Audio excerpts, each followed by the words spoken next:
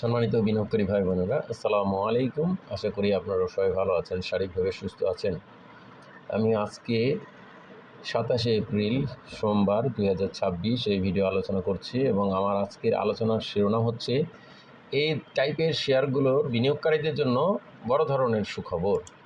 এই শিরোনামে আমি আপনাদের সামনে আজকে যেই টাইপের শেয়ারগুলো নিয়ে আলোচনা করব, এই টাইপের শেয়ারগুলোর বিনিয়োগকারীদের জন্য কী ধরনের বড় ধরনের সুখবর সেই বিষয়টি নিয়ে আমি আলোকপাত করতে চাই।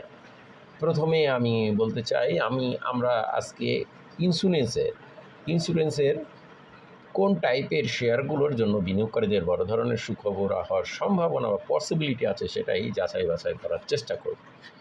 প্রথমে আমাদেরকে এই জন্য আলোচনার জন্য প্রথমে আমাদের দেখতে হবে যে আমরা জানি এখন এই যে ইন্স্যুরেন্স সেক্টরের শেয়ারগুলো ডিসেম্বর ক্লোজিং, সেহেতু তাদের এখন ডিভিডেন্টের মৌসুম।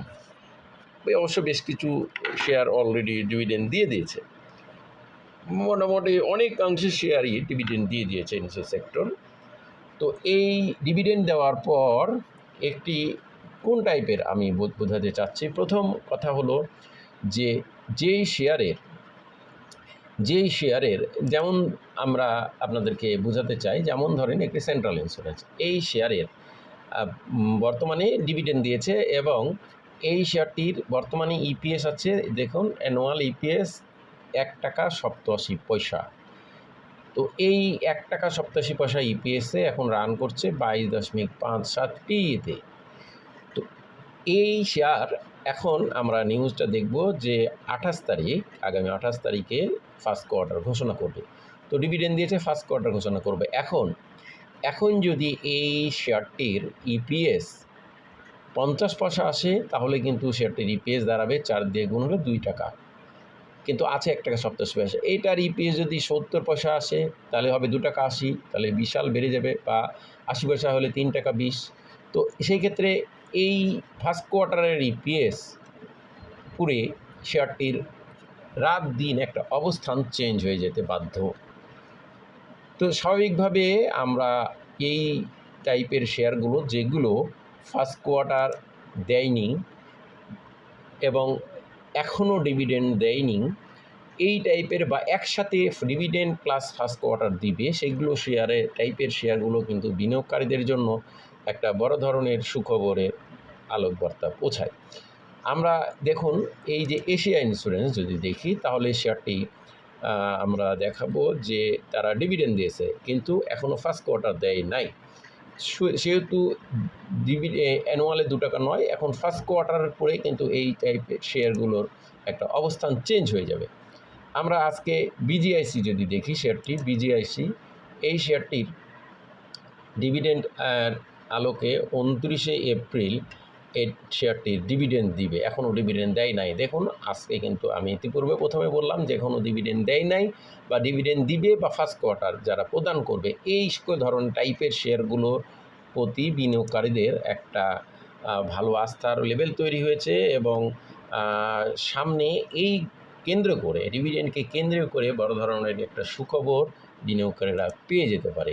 আমরা দেখুন এখানে সেন্ট্রাল ইন্স্যুরেন্স তাদের দিবে, অপরদিকে অগ্রণী ইন্স্যুরেন্স আমরা তাদের যদি দেখি, এখানে তারা ডিভিডেন্ড আগেই দিয়েছে, এখনও ফার্স্ট কোয়ার্টার তারা দেয় নাই, নো ডিভিডেন্ড।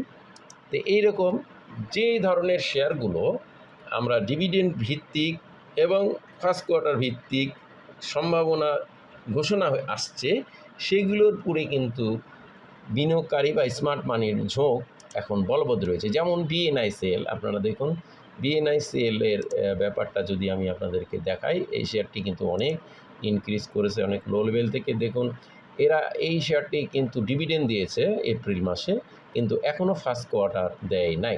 সুতরাং সামনে ফার্স্ট কোয়ার্টার আসার উপলক্ষে কিন্তু এই শেয়ারটির একটা বড় ধরনের এটাও কিন্তু অবস্থান তৈরি করতে পারে, বলছি না যে এটা হবে। দেখুন ইপিএস এখন 4 টাকা 81 পয়সা, এখন ফার্স্ট কোয়ার্টার যদি এই শেয়ারটির এইরকম ধারাবাহিকতায় 2 টাকা দেয় তাহলে 8 টাকা হয়ে যাবে, যদি 1.5 টাকা দেয় 6 টাকা হয়ে যাবে।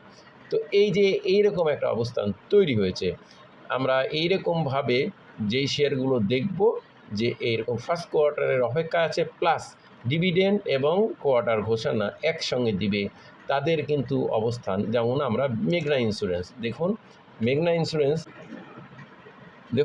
ইন্স্যুরেন্স এরা কিন্তু ডিভিডেন্ড 27 তারিখ এবং ফার্স্ট কোয়ার্টারও 27 তারিখ, একসঙ্গে দুটো। দ্যাট মিন্স এখানে একটা বড় ধরনের ধামাকারও সম্ভাবনা উড়িয়ে দেওয়া যাবে না, কারণ ডিভিডেন্ড যেই ইপিএস দিবে তারপর যদি ফার্স্ট কোয়ার্টার ওই অস্বাভাবিক কিছু ইপিএস চলে আসে তাহলে কিন্তু শেয়ারটির অবস্থান অনেক চেঞ্জ হয়ে যাবে।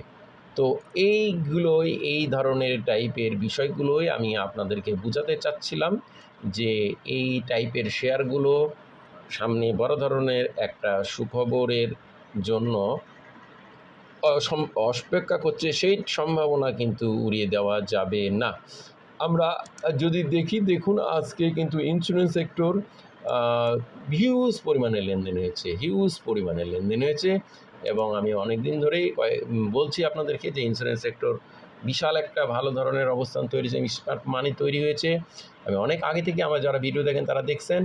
দেখুন লেনদেনের মাত্রা দেখুন, 62 কোটি, 64 কোটি থেকে 182, আবার 100, 141, 170, আজকে 202 কোটি লেনদেন হয়েছে এবং তার যে রেজিস্ট্যান্সগুলো ব্রেকআউট করে ফেলেছে। তো স্বাভাবিকভাবে এই ইন্স্যুরেন্সের এবং সেই যে টাইপের শেয়ারগুলো দেখালাম সেগুলোর একটা বড় ধরনের সম্ভাবনা কিন্তু উড়ে দেওয়া যাবে না। আমার এই আলোচনা কাউকে বাই বা সেল করা এবং কারোর সাথে উপলব্ধ নিষেধ করা নয়, শুধুমাত্র শেয়ারগুলো অবস্থা জানানো বোঝানোর ধারাবাহিক আলোচনার অংশ বিশেষ আলোচনায় আসবে। আমাদেরকে বাই সেল করবেন না। ধন্যবাদ। আজকে এই মধ্যে সবাই ভালো থাকুন, সুস্থ থাকুন এই কামনায়। আসসালামু আলাইকুম।